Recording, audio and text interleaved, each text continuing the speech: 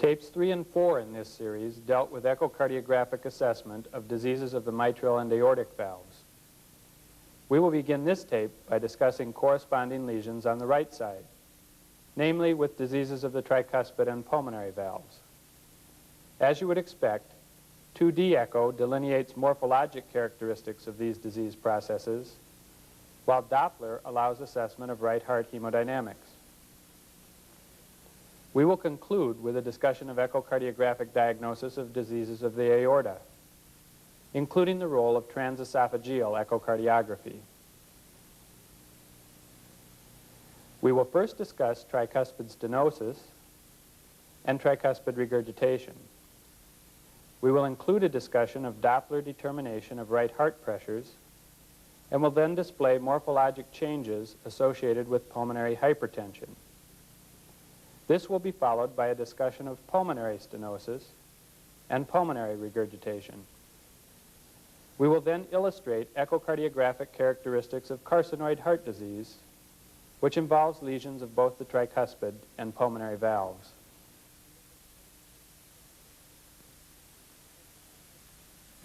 Rheumatic fever remains the most common cause of tricuspid stenosis.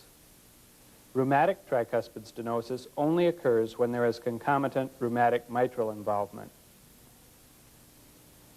In patients with tricuspid stenosis, 2D echo demonstrates increased tricuspid leaflet thickness and decreased mobility, as well as right atrial dilatation. Doppler echocardiography allows determination of peak and mean gradients, tricuspid valve area, and associated tricuspid regurgitation.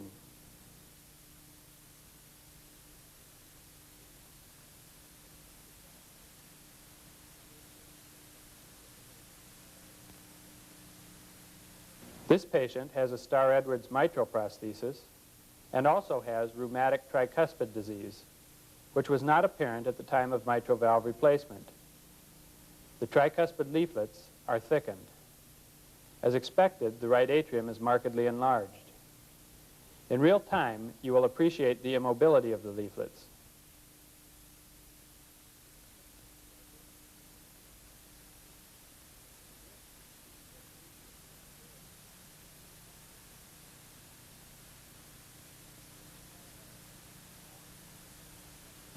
Since the tricuspid leaflets are often more difficult to image than the mitral, color flow imaging is particularly useful in confirming the diagnosis of tricuspid stenosis.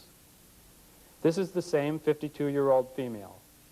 The sector has been narrowed and the color jet of tricuspid stenosis appears in the right ventricle. Note the characteristic central blue color. This color aliasing confirms the high velocity, and therefore the significant gradient, across the tricuspid valve. Color flow imaging also allows semi-quantitation of associated tricuspid regurgitation, which in this case is severe. The systolic color jet fills the enlarged right atrium.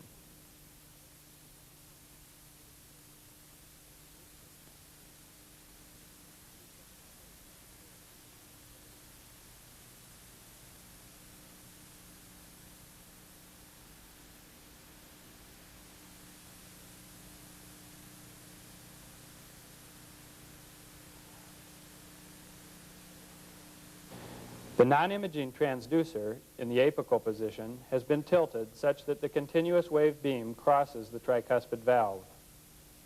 The velocity of tricuspid regurgitation is 1.8 meters per second. The early diastolic tricuspid velocity is 2 meters per second, which represents a gradient of 16 millimeters of mercury. In real time, you will hear both the tricuspid regurgitation and the high-pitched diastolic signals due to tricuspid stenosis.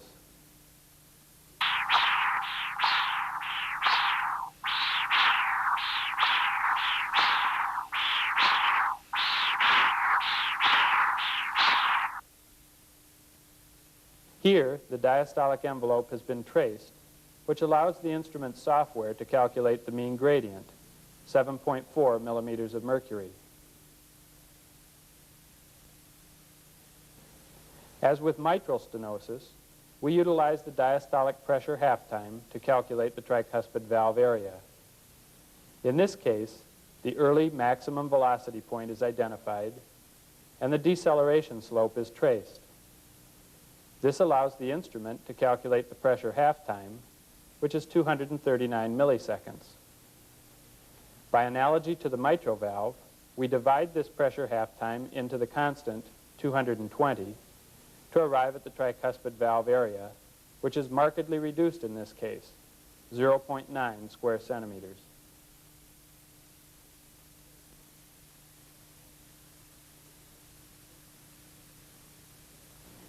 This patient has congenital severe tricuspid stenosis. The right ventricle is normal-sized.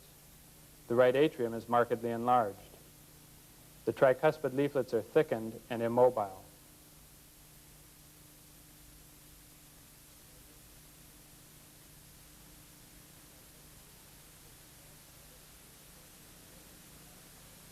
Color flow imaging reveals a mosaic diastolic jet resulting from the severe tricuspid stenosis.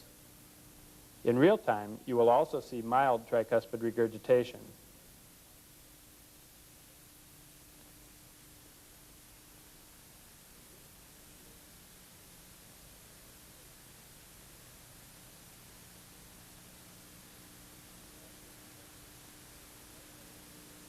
CW interrogation of tricuspid flow yields a faint signal of regurgitation with a peak velocity of 2.2 meters per second.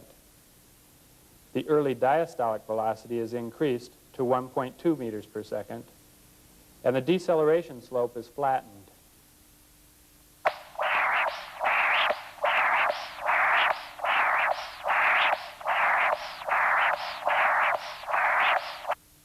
The mean diastolic gradient across her tricuspid valve is 5.3 millimeters of mercury. The pressure half time is markedly prolonged, 267 milliseconds. This yields a tricuspid valve area of 0.8 square centimeters. Using a subcostal transducer position, the PW sample volume has been placed in the hepatic vein. The pulsed wave spectrum reveals normal systolic forward flow velocity with reduced diastolic forward flow and a large atrial reversal that is accentuated with inspiration. This is the equivalent of a slow Y descent and giant A waves in the jugular venous pulse.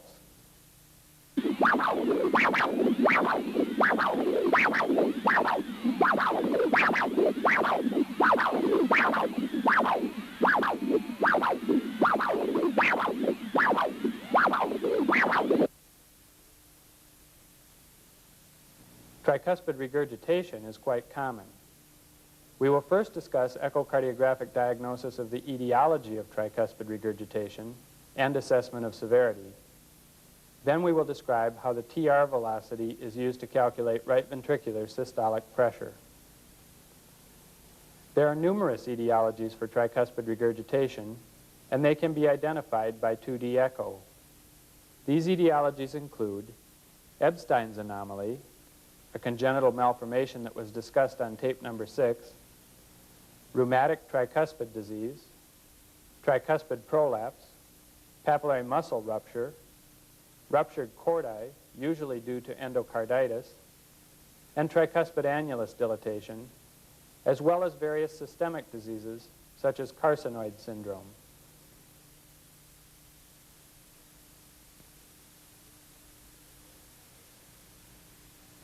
This patient presented with myocarditis with predominant right heart involvement.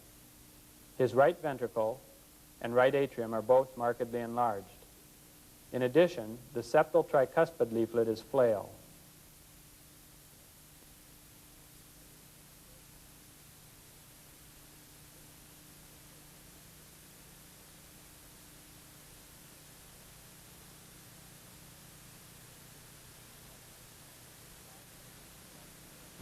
The tricuspid annulus is dilated with a diameter of 4.9 centimeters. As expected, he has severe tricuspid regurgitation.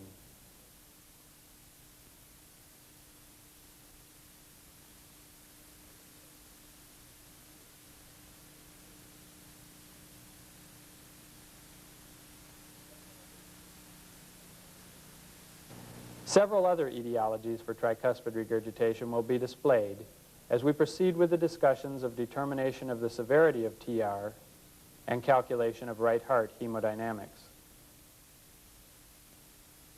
Color flow imaging is the quickest method for semi-quantitation of the severity of tricuspid regurgitation. However, as with aortic and mitral regurgitation, a comprehensive echocardiographic assessment is necessary for accurate characterization of tricuspid regurgitation. On 2D imaging, significant TR will lead to right ventricular and right atrial enlargement, and the volume overload will also cause abnormal motion of the ventricular septum. The strength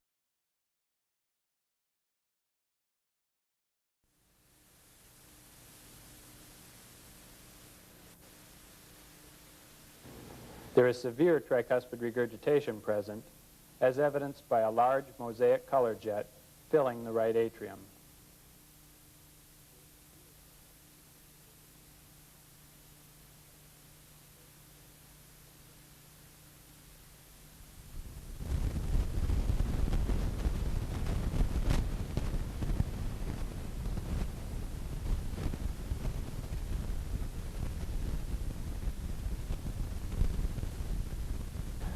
We will now illustrate clues to the severity of tricuspid regurgitation that can be obtained from continuous and pulsed wave Doppler. These are continuous wave signals from a healthy 65-year-old female. She had mild physiologic tricuspid regurgitation. Although a complete systolic envelope has been obtained, the spectrum is relatively weak. The diastolic velocity is about 0.8 meters per second.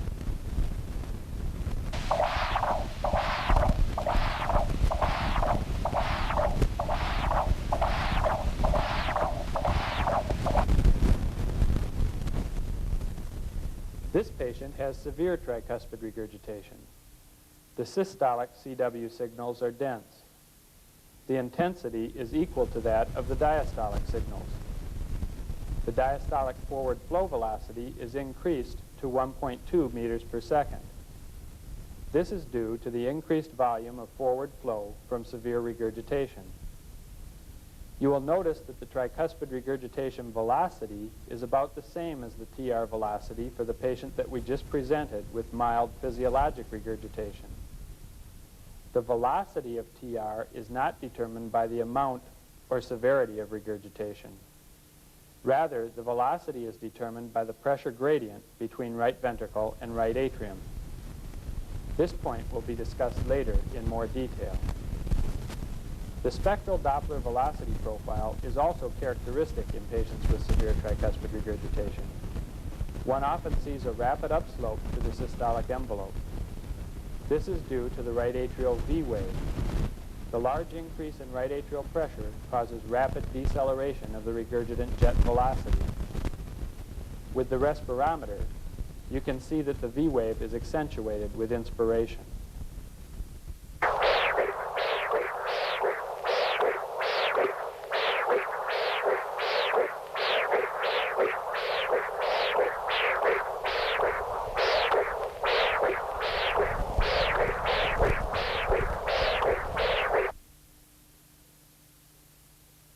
This patient also has severe tricuspid regurgitation. A pulse sample volume has been positioned in the TR color jet in the right atrium. With a large regurgitant orifice, the pressure differential between RV and RA is small, and therefore little turbulence is created. Hence, systolic flow into the right atrium is laminar. Notice the narrow bandwidth with a clear center to the systolic envelope. V waves are again evident.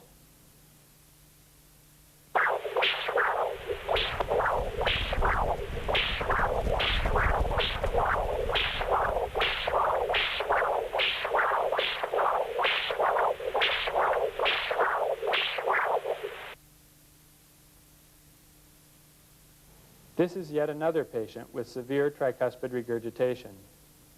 The ECG cursor indicates that this is a systolic frame. The transducer is in the subcostal position. Red color signals fill the hepatic vein, indicating flow toward the transducer. This holosystolic reflux into the hepatic veins is a hallmark of severe tricuspid regurgitation.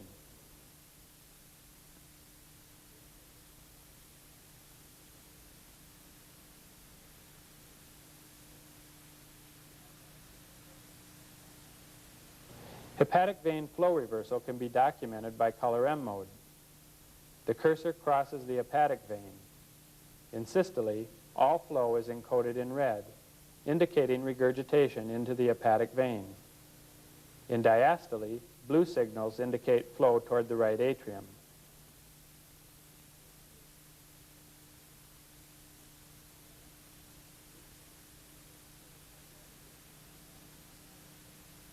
A pulsed wave sample volume has now been placed in the hepatic vein.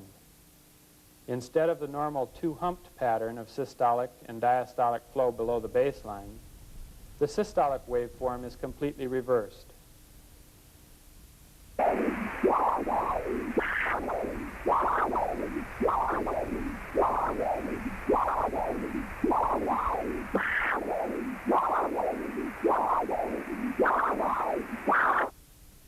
Once flow reversal in the hepatic vein is identified, it is important to time the reversal using color M mode and/or PW Doppler.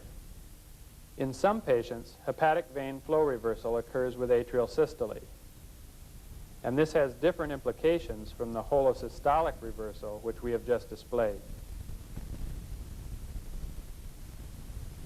Doppler echocardiography can be used to calculate pulmonary artery systolic pressure, mean PA pressure, and PA diastolic pressure.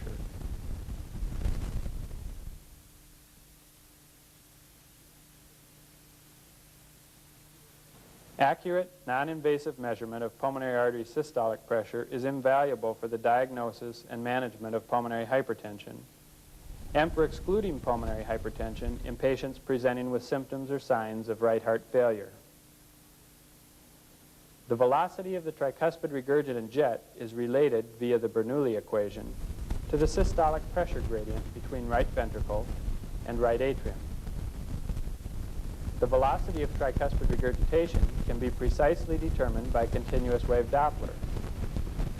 The maximum velocity of TR is usually obtained from an apical or para-apical transducer position, although it is occasionally necessary to utilize low parasternal or subcostal positions. The pressure gradient which drives tricuspid regurgitation is the difference between right ventricular and right atrial systolic pressures. From the simplified Bernoulli equation, we can also express this pressure gradient as 4 times the square of the velocity of tricuspid regurgitation. Therefore, we can equate the RV to RA pressure difference with 4V squared. In a Mayo Clinic study of 111 patients reported in 1985, the accuracy of Doppler determination of the right ventricular to right atrial pressure gradient was established by comparison with simultaneously performed invasive catheter measurements. The maximum gradient between right ventricle and right atrium was determined from Doppler by squaring the maximum tricuspid regurgitation velocity and multiplying times 4. And an excellent correlation between cath and Doppler was noted, with an R value of 0.96 and a standard error of the estimate of 7 millimeters of mercury. Therefore, Doppler is extremely accurate for determining the RV to RA pressure gradient. In order to derive the right ventricular systolic pressure, we will rearrange the equation. The right ventricular systolic pressure is given by 4 times the tricuspid regurgitation velocity squared plus the right atrial pressure.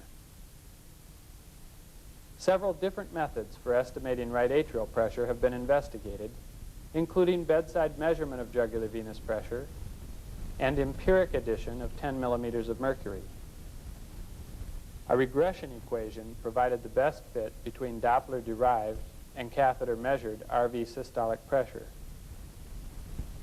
From the regression equation, if the jugular venous pressure is normal, or only mild to moderately elevated, then the right ventricular systolic pressure is given by the equation 4 times the square of the TR velocity plus 14.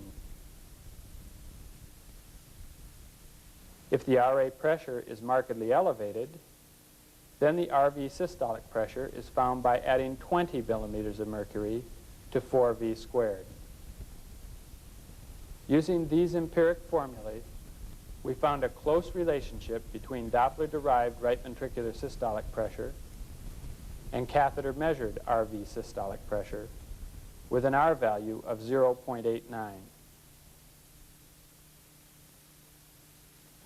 We will now illustrate the use of the tricuspid regurgitation velocity for right ventricular systolic pressure determination. These signals were obtained with a non-imaging probe. The patient is a 68-year-old female who had previously undergone closure of an atrial septal defect. 2D examination showed moderate RV and RA enlargement with an intact atrial septal patch. The calibrations are 1 meter per second. The maximum velocity of tricuspid regurgitation is 2.3 meters per second. With a 2.3 meter per second TR jet, the simplified Bernoulli equation gives an RV to RA pressure gradient of 21 millimeters of mercury. Her jugular venous pressure was only mildly elevated, so we will add 14 millimeters of mercury. Therefore, the RV systolic pressure is 21 plus 14, which equals 35 millimeters of mercury. She had no pulmonary stenosis, so her pulmonary artery systolic pressure is also 35 millimeters of mercury.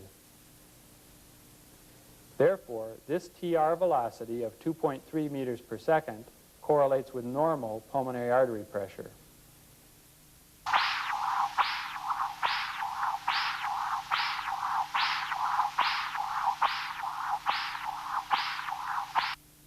This 27-year-old female has primary pulmonary hypertension. A duplex transducer is being used. The CW cursor crosses the tricuspid valve. The maximum TR velocity is 4 meters per second. With a TR velocity of 4 meters per second, her RV to RA gradient is 64 millimeters of mercury. She had marked elevation of jugular venous pressure, so we use a right atrial pressure of 20 millimeters of mercury. Her RV systolic pressure is therefore 64 plus 20, or 84 millimeters of mercury, which represents severe pulmonary hypertension. The non-imaging probe is ideal for defining the maximum tricuspid regurgitation velocity, since it is small and fits nicely between the ribs. However, when using this transducer, one must be careful not to mistake jets from mitral regurgitation or aortic stenosis for tricuspid regurgitation. This is a 4 meter per second TR jet. The holosystolic duration of flow ensures that this is not a jet of aortic stenosis. The low diastolic velocity helps to differentiate this from mitral regurgitation. In addition, this notching before the peak is frequently seen with tricuspid regurgitation. Also, the sound generated by TR is generally softer than the sound from jets of either MR or AS.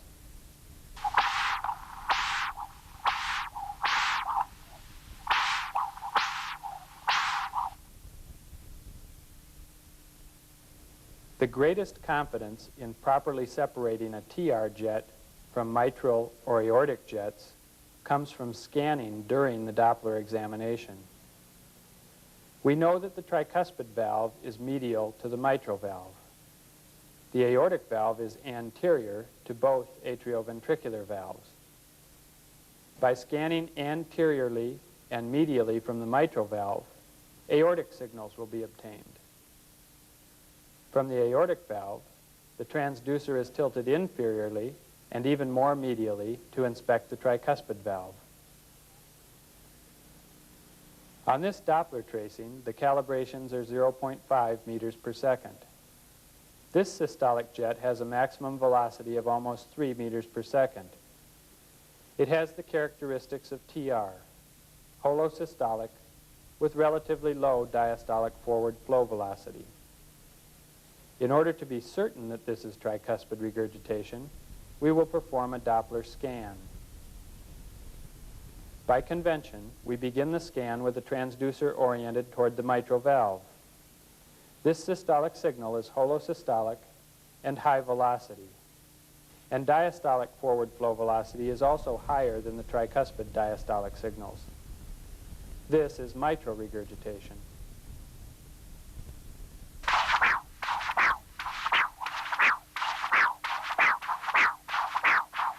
From the mitral valve, the transducer has been angled anteriorly and medially. This systolic signal is from the aortic valve. Bracketed by opening and closing clicks, flow is limited to the ejection period. From the aortic valve, we have tilted the transducer inferiorly and even more medially to interrogate the tricuspid valve. Having scanned the 3 valves with a non-imaging probe, we can be absolutely confident that these signals are from tricuspid regurgitation.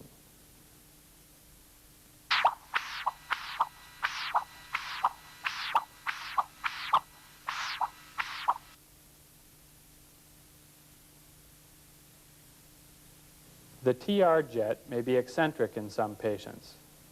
Therefore, it is valuable to perform a duplex CW exam guided by color flow imaging. This adjunct is being selected more often now because high-resolution duplex transducers have become available. This patient has carcinoid syndrome, which will be discussed in detail shortly. Color flow imaging identifies a jet of severe tricuspid regurgitation. The color jet has been used to position the CW cursor. The CW spectrum demonstrates a tricuspid regurgitation velocity of 2.0 meters per second, as well as tricuspid stenosis.